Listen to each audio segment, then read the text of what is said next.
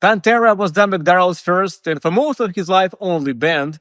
And in a way, Pantera was there even from the moment he was born because of his older brother and lifelong bandmate Vincent. The countless hours of jamming together from early age made them that groove machine that the world had never known before and since. And when Rex Brown and then Phil Anselmo joined them, they became those final gears to drive the machine to its full capacity. And while I'm so thrilled about the reunion of Rex and Phil as Pantera with the help of Zach and Charlie, there will always be an asterisk beside it. And although Pantera and Abbott have become almost synonymous, it was not brothers' only band/project. I've counted like 3 2.5 sort of Pantera spin-offs with the Abbott brothers. Some of them you might know about, some of them you might not. And today we'll go through all of them, focusing more on Dimebag's ventures, which in most, but not all, cases had also Vinny aboard on the drums. Yeah, there were times when the guitarist did not need the help of his brother to do stuff, even though that stuff did have drums, and we'll try to figure out why. And you might say, well, Phil had Down and a bunch more, and Rex also has been through a few, so what a big deal. Well, first, here we're talking about the Abbotts, and second, it is kind of a big deal. Because given their level of commitment to the band of their lives, these side projects are like, hidden gems and Easter eggs that even the internet had and still has little information about. I did my best, but if you know more Pantera spin-offs with the brothers or more better, maybe correcting something I'm gonna say, please share that in the comments. And so yeah, the two most known Pantera spin-offs with the brothers were Damageplan and Hellyeah. After Pantera split up, for the reasons which are not the subject of this video, the machine of Vinny and Darrell did not stay idle. They recruited a new bassist, a new singer, and formed Damageplan. The band released their first, and as turned out, the last album in 2004, because that very year we lost Dimebag. And a couple years later, Vinny started the supergroup Hellyeah, where he remained until his passing in 2019. But even when Pantera was still active, the brothers had a couple of side projects. And what's funny that even though these songs are not labeled as Pantera, you can still kind of smell it in there. These projects still carry that Pantera vibe, Pantera spirit because of Vinny, Darrell, and often Rex because he was the go-to guy whenever the brothers or Phil wanted to jam on the side. Vinnie Paul's distinct drumming sure played a big role in that vibe. Which still few people would recognize, let's be honest, because, well, it's drums. Most of that Pantera vibe, of course, came from Dimebag.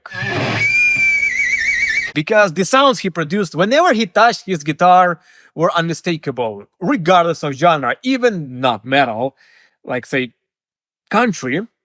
And so meet Rebel Meets Rebel, a collaboration of a country musician, David Allan Coe, and 3 of Pantera members, Rex, Vinny, and Dimebag. We are the rebels and the hellraisers of heavy metal, and that's what he is to country and western. A man with nothing ain't got nothing to lose.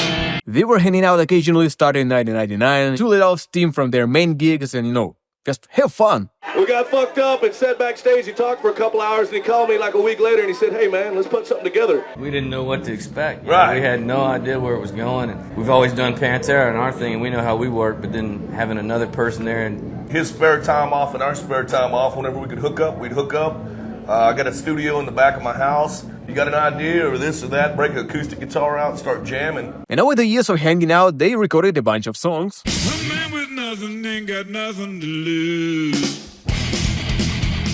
And this is the crossover you might have imagined would work, but you never heard before, never had real examples of, and that's what the guys realized too. And yeah, who better than these folks would pull it off, right? I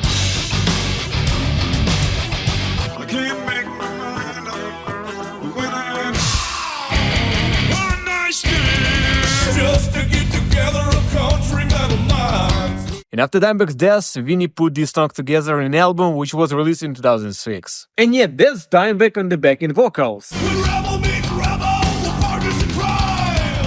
Did you know he could sing, actually? Mona Lisa lost her smile. Cowboys do more dope. We got lots of booze.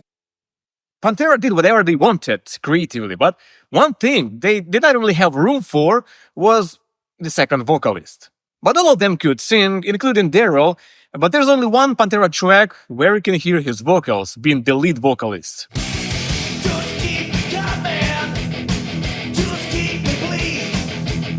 But also, this is the album, the first album with Phil Anselmo, who turned out to be that missing gear for Pantera. He was still his top frontman, top vocalist, and he sang his stories. And sometimes I feel so sorry. Sometimes they would still mess around on the stage, swapping instruments and Dimebag singing.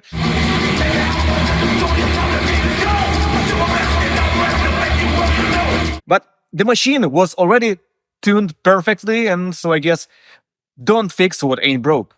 And so I suppose because of this, and maybe some other reasons, Dimebag was seeking an outlet for his hidden talent. And so Dimebag recorded a bunch of raw songs, and some of those had been popping up on the internet since 2000s, but nobody had idea what the hell was that.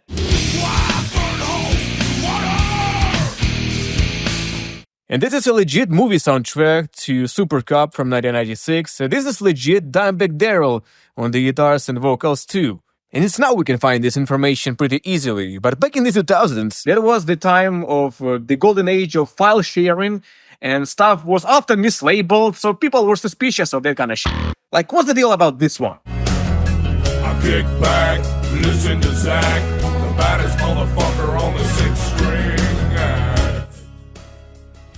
Based on the lyrics, the song is about some dude named Zach, who's a hella guitar player. Who could that be? Of course, it's about Zakk Wylde. It's suspiciously close to Like a Bird by Black Label Society, released in 2001. I sit back and I close my eyes, looking baddest motherfucker on the sixth string. Well, all seems like yesterday. Oh, I'm a drunk and I'm fried. Plus Blackout Society kinda hints. And so we can guess this track was made somewhere between 2001 and 2004. Personally, I find Dimebag's version, even though it's not serious, superior to the original. Just for that fat riff alone.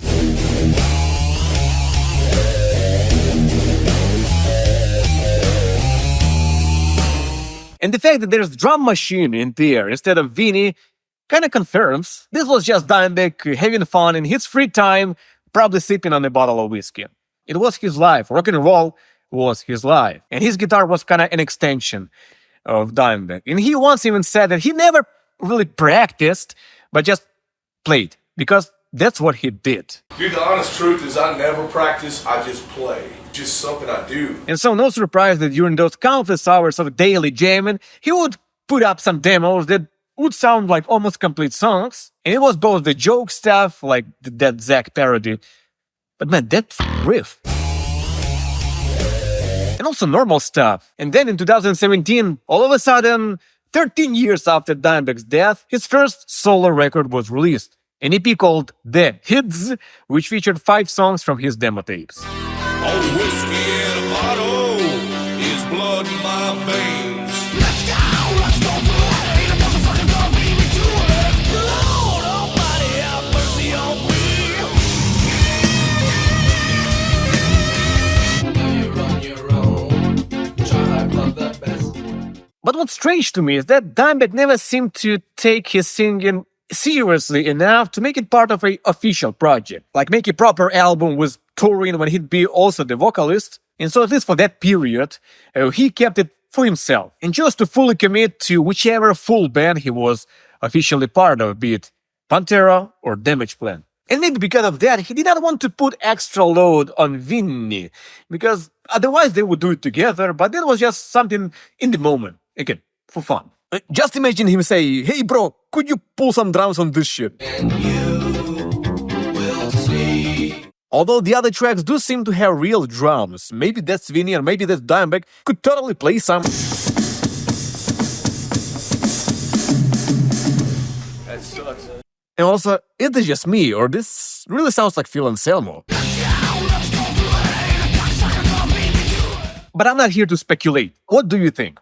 Or better yet, Or do you know? Maybe they talked about it in some interview that I never seen. Or maybe you had a chance to meet the legends and have a peek at the backstage or whatever. Please share in the comments.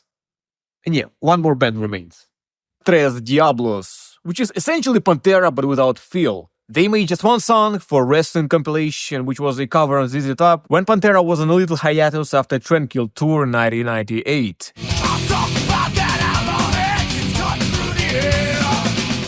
And as I'm finishing this video, I discovered this Wikipedia page, Dimebag Darrell Performances, which contains literally every f***ing thing. Every band, every project, every collaboration he was part of. As turns out, he recorded plenty of solos and lead parts. I knew only about Andriy,